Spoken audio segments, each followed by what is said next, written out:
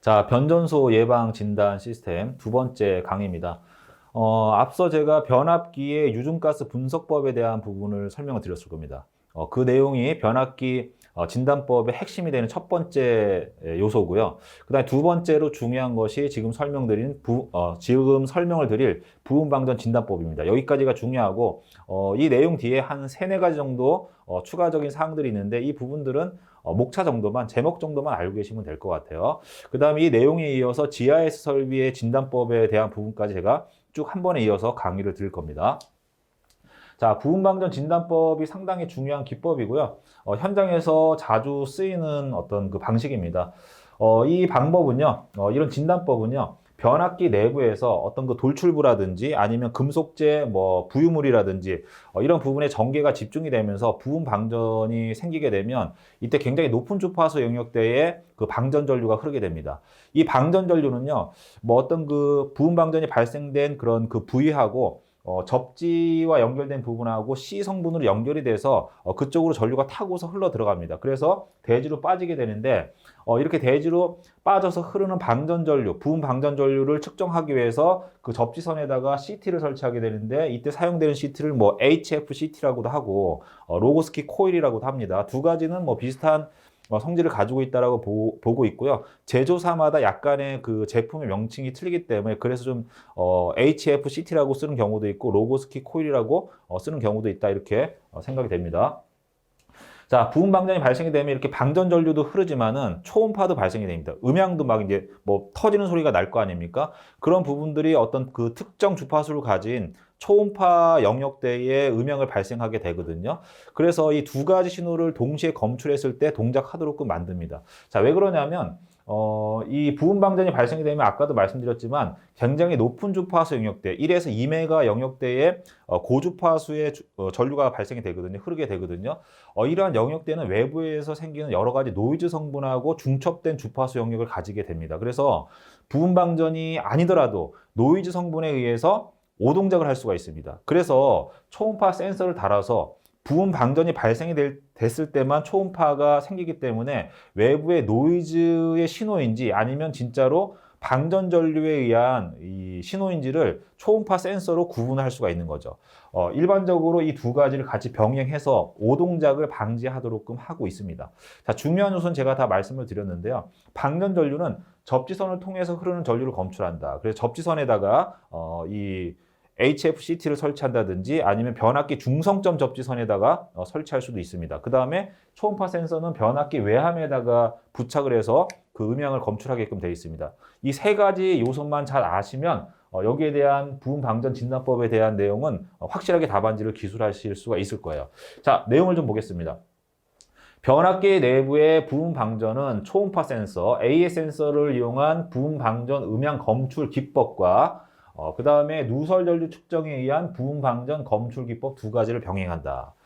자, 그 다음에 이 중에서 이제 그 펄스 전류를 측정하는 방법에 대해서 말씀을 드릴 건데 아까 제가 무슨 설명을 드렸냐면 부음 방전이 발생이 되면 그 방전된 전류가 변압기 외함의 금속재를 통해서 접지선을 통해서 타고서 대지로 방류가 된다든지 아니면 변압기의 중성점 접지를 통해서 대지로 빠져나가기 때문에 그 지점에다가 HFCT라는 이 고주파의 그 특성이 강한 CT를 연결해서 그 전류를 검출할 수도 있고 때로는 로고스키 코일이라는 그런 이제 CT를 설치하게 되는데 두 가지가 제가 봤을 때는 이제 비슷한 용도로 쓰이게 되는 것 같습니다. 이렇게 검출하게 되는데 이때 문제는 뭐냐면 고주파 영역에 1에서 2MHz 영역에 주파수 성분이 들어오게 되는데 이러한 부분들은 외부에서 들어오는 여러 가지 노이즈 성분하고 그 주파수 대역이 중첩이 되는 거죠. 그래서 부음 방전이 발생이 되지 않더라도 외부의 노이즈에 의해서 부음 방전이라고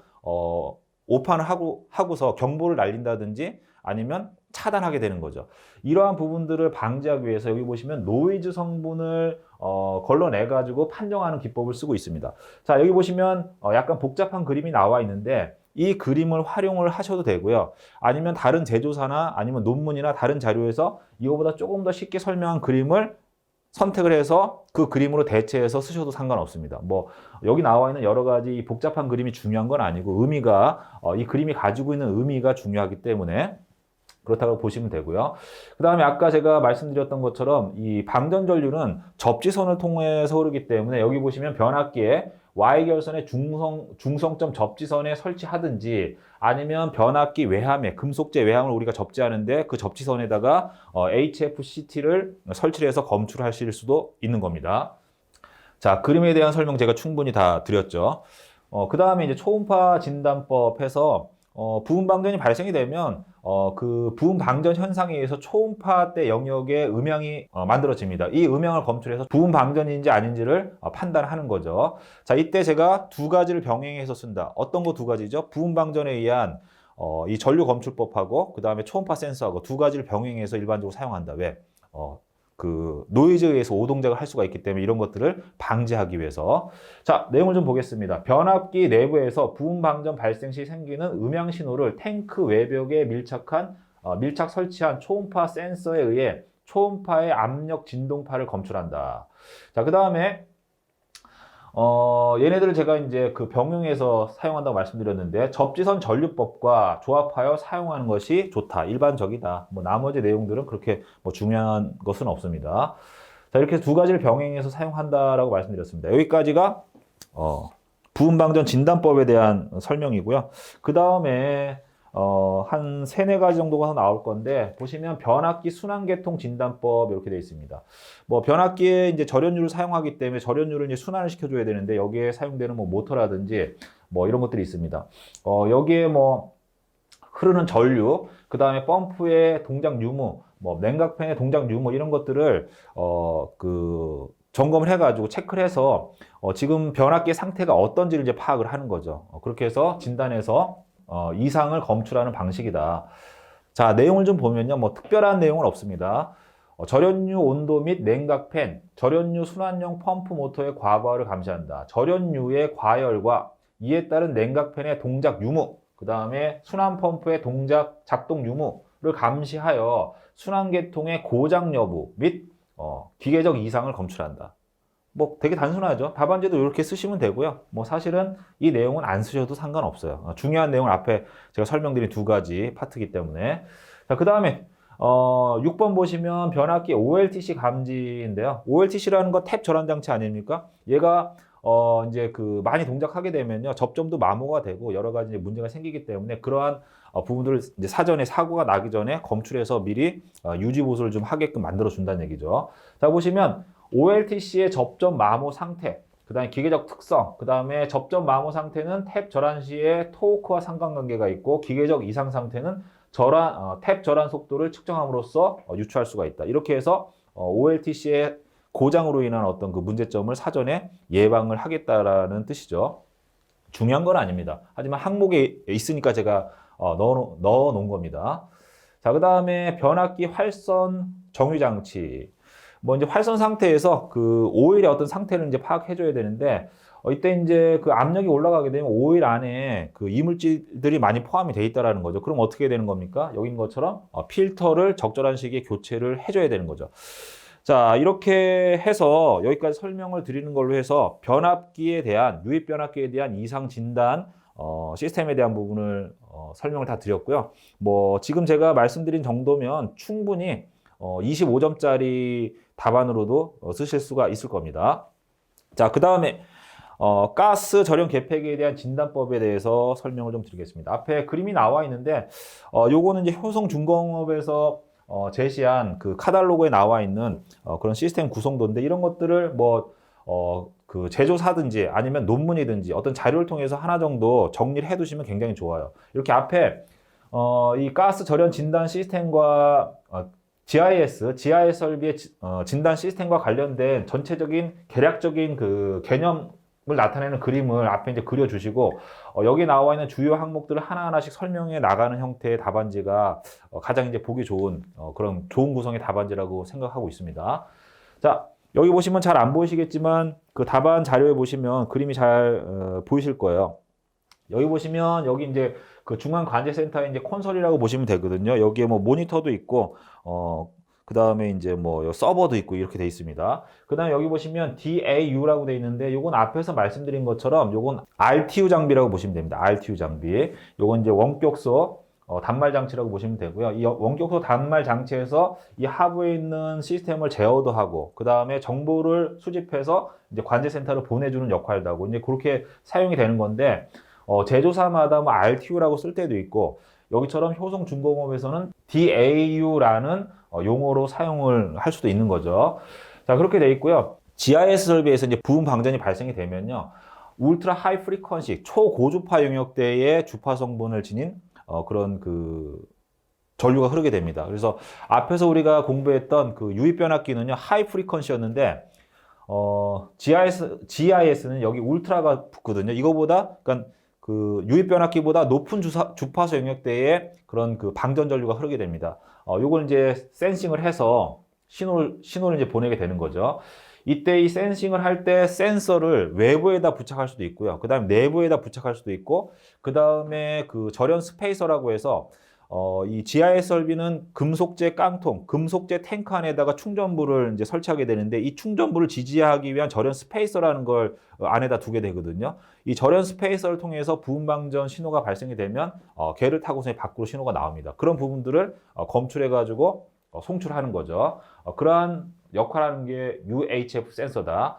그 다음 밑에는 차단계 동작 센서에서 차단계 동작 상태에 따라서 여러 가지 이제 그 차단계 이상 유무, 그 다음에 여기에 적용되는 여러 가지 부속 장비들에 대한 상태를 점검을 합니다. 자, 그 다음에 GDT 센서라고 해서 얘는 가스 덴서티 트랜듀서라고 해서 이제 가스의 밀도를 측정하는 거거든요. 요 가스 밀도와 관련된 부분은 제가 GIS 설명할 때 상세히 말씀을 드렸는데, 뒤에서 다시 설명을 드리겠습니다. 그 다음에 GIS 설비 내에 이제 피레기가 들어가게 되는데, 피레기 같은 경우에는 일반적으로 정상적인 상태에서는, 이상전압이 들어오지 않은 정상적인 상태에서는 절연 성능을 유지를 해줘야 되는데, 피레기의 어떤 그 성능이 떨어지게 되면요, 누설 전류가 증가하게 됩니다. 피레기에서 누설 전류가 증가가 된다라고 하는 것은 이미 이제 열화가 진행이 되고 있는 거거든요. 그래서 사전에 대형 사고로 이어지기 전에 유지 보수를 해줘야 됩니다. 이런 부분들을 누설 전류를 측정을 해서 피레기 상태를 점검하는 기능까지 GIS 설비 진단 기능 안에 들어가 있습니다. 자, 이 부분들을 제가 하나하나씩 설명을 드릴 겁니다.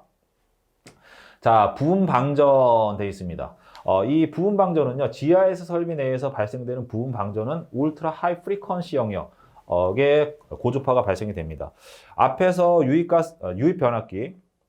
변압기에서 발생되는 영역은 하이 프리퀀시 영역이고요. 이 GIS 설비에서 발생되는 그 주파수의 그 부분 방전 전류는요, 보다 높은 대역을 가지고 있습니다. 자, 이 UHF 센서를 통해서 방전량이라든지 부분 방전의 원인, 그 다음에 발생 위치, 경향, 위험도들을 이제 판정을 해서 정확하게 검출을 해낸다. 그리고 UHF 센서 같은 경우에는 아까도 말씀드렸듯이 외부에 부착하는 방법도 있고요. 그 다음에 GIS 탱크 안에다 부착하는 방법도 있고, 절연 스페이서를 활용하는 방법도 있습니다. 자, 그 다음에 이제 두 번째, 피레기 열화. 피레기는 일반적으로 그 정상적인 상태에서는 전류가 안 흐르죠. 이상 전압이 들어왔을 때 일정 전압을 넘어가게 되면 그때부터 이제 도통하면서 뇌격 전류를 대지로 방류해주는 역할을 하게 되는데, 정상적인 상태에서 누설 전류가 증가하고 있다는 것은 피레기가 이제 문제가 생길 수 있다라는 거죠. 그래서 이 누설 전류의 양을 측정을 해서 대형 사고가 발생이 되기 전에 이제 그 경보를 날려주는 겁니다. 그래서 피레기를 이제 교차하게끔 이 신호를 주는 거죠. 자, 그런데 이때 이제 중요한 거는 정상적인 상태에서 피레기가 이 열화가 진행되지 않은 정상적인 상태에서는요, 일반적으로 용량성에 해당되는 누설 전류만이 흐르게 됩니다. 자, 그런데 절연 성능이 떨어지게 되면 절연체를 통해서 흐르기 때문에 이 절연체를 통해서 흐르는 전류는 저항 성분의 누설 전류라고 보게 되는 거거든요. 이 전류의 크기가 증가하면서도 이 저항 성분의 누설 전류가 가지고 있는 파형의 특성이 뭐냐면, 제3고주파 성분의 누설 전류가 이 안에 포함이 되게 되는 거죠. 그래서 저항 성분의 누설 전류의 크기와 그 다음에 상고주파의 형태의 그런 어떤 파형을 가진 이런 전류가 흐르게 되면 피레기의 절연 성능이 떨어지고 있다라고 판정을 내리고 경보 신호를 주고, 경보 메시지를 주고 얘를 이제 교체하게끔 해주는 거죠. 자, 이게 피레기 열화 감시에 대한 전체적인 그 핵심 사항의 전부입니다. 자, 뒤에 이제 파형이 하나 나올 겁니다. 이 파형을 보시면요, 이 피레기가 절연 성능이 떨어졌을 때 누설 전류가 흐르게 되는데, 이 누설 전류의 파형이 보시면 이게 좀 외형파의 모양을 가지고 있거든요. 제가 여기 이렇게 반주기마다 잘라놨는데 이 파형을 자세히 보시면 러프하게 그리면 이러한 형태의 파형으로 이렇게 돼 있어요. 이렇게. 그래서 이 파형이 상고조파가 함유된 그런 파형의 개념이라고 보시면 됩니다. 상고조파라는 게 이렇게 되는 거거든요. 정연파가 이렇게 있고요. 그 다음에 상고조파가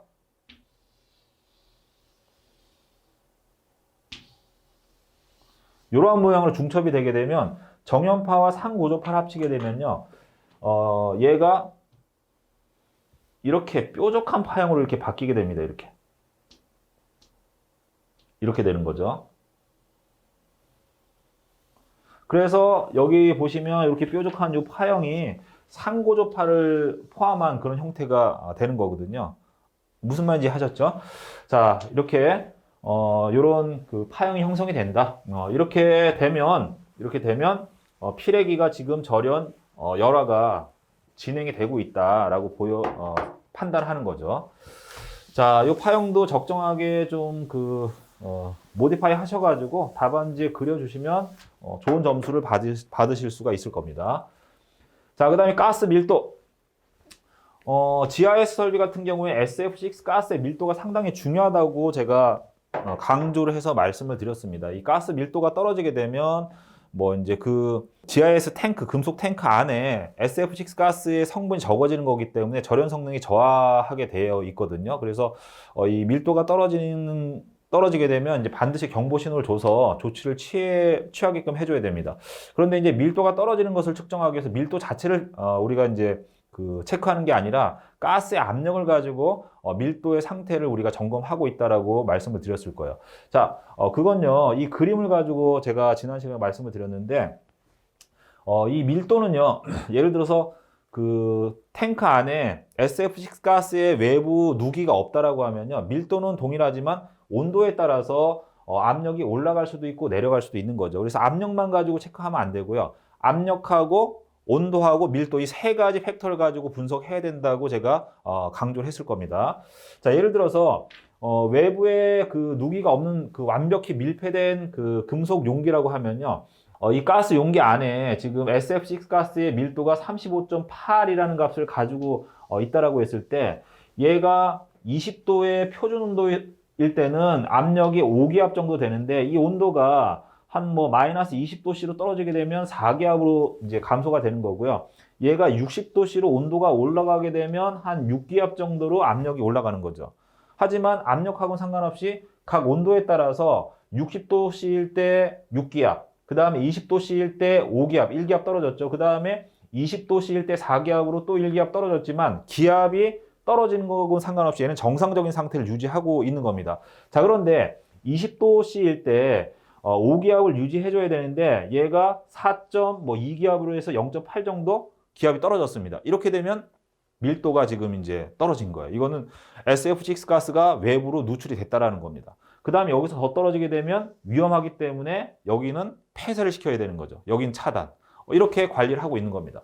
자, 무슨 내용인지 아시겠죠? 이건 제가 두 번째 설명을 드린 거기 때문에 더 말씀 안 드리겠습니다. 이렇게 해서 밀도 관리를 하는데, 밀도 관리는 압력에 의한 관리라고, 이 압력이라는 것은 어떤 온도에서 어떤 압력을 지니고 있느냐가 중요한 거죠. 무조건 압력이 떨어진다고 해서 이제 경보를 날리고 폐쇄를 하는 게 아니라는 거죠. 자, 이렇게 해서 밀도 관리를 철저히 해준다. 그래서 아까 우리가 밀도에 대한 센서가 부착이 된 부분을 우리가 이제 봤죠. 자, 그 다음에 차단기 동작 특성. SF6 가스로 충진된 이 금속 용기 안에 이제 차단기도 들어가기 때문에 차단기 상태도 우리가 점검해 줘야 됩니다. 클로징 코일, 트리 코일, 제어 전류의 크기, 통전 시간, 보조 접점 동작 시간 및 CB 트래블링을 측정하여서, 그러니까 차단기 동작 상태를 측정하여서 제어 회로 단선 여부, 제어 전압 이상 여부, 차단부 고장 등의 이상 여부를 진단한다. 왜냐하면 밀폐된 용기 안에 들어가 있기 때문에 이 차단기 상태도 우리가 육안으로 볼 수가 없는 거 아닙니까? 이런 신호들을 이제 검출해서 차단기가 정상인지 비정상인지, 뭔가 문제가 생겨가지고 진행이 되고 있는지, 이런 부분들을 판정한다는 얘기죠. 자, 이렇게 해서 GIS 설비에 대한 부분까지 모두 강의를 완료를 했습니다. 자, 변전소의 예방 진단 시스템에 대한 내용은요, 제가 그 기본이 되는 사항, 노멀한 사항을 가지고 말씀을 드린다고 했습니다. 이 문제는 굉장히 자주 나오는데, 이 일반적인 사항을 가지고, 여기와 연관된 여러 가지 요소 기술들이 있을 거예요. 그 내용들은요, 그렇게 어렵지 않기 때문에 그런 자료들을 조금 몇 가지 수집해 두시고, 문제가 뭐 변전소에 대한 예방 진단에 대해서 물어볼 수도 있고요. 아니면 변압기에 대한 예방 진단, 아니면 GIS 설비에 대한 예방 진단, 아니면 UHF 센서에 대한 부분만 딱 띄어서 물어볼 수도 있고 부분 방전을 띄어서 물어볼 수도 있습니다. 이 모든 내용들이 변전소의 예방 진단 시스템 안에 들어가는데 각각의 요소에 맞게끔 뭔가 양념처럼 좀 필요한 내용들이 있을 거예요. 이런 것들은 별도로 좀 수집해서 보완해 두셨다가 문제의 어떤 그런 그 뉘앙스에 맞춰 가지고 좀 첨가를 해 주시고 좀 빼 주시고 조합을 해 주시고 이런 형태로 답안지를 작성하시면 됩니다. 자, 제가 두 개 파트로 나눠서 설명을 드렸고요. 내용 자체는 그렇게 어렵지 않기 때문에 공부하시는 데는 이렇게 좀 수월하실 겁니다. 자, 변전소 예방 진단 시스템 강의는 여기서 모두 마무리를 하겠습니다.